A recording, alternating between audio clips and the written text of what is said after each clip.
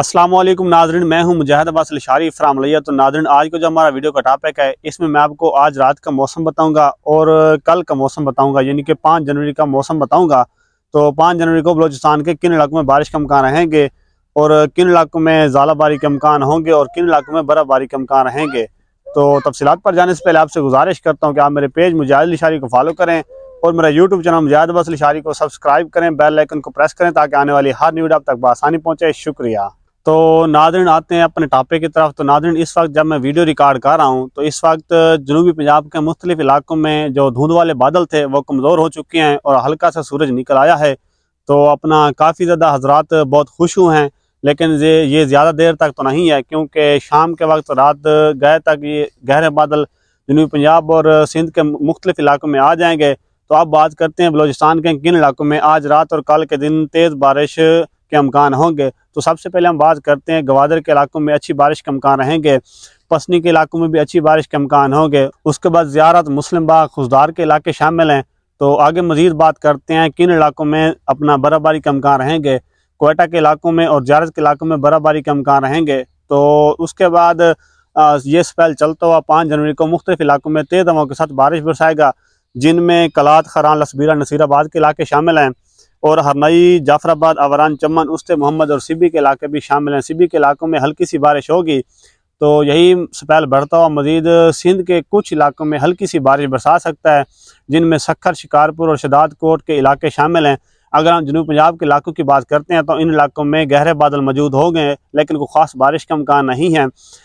डेरा गाजी खान के कुछ इलाकों में हल्की सी मतलब बूंदाबांदी हो सकती है, लेकिन कोई खातर खा ज़्यादा बारिश का इम्कान नहीं है।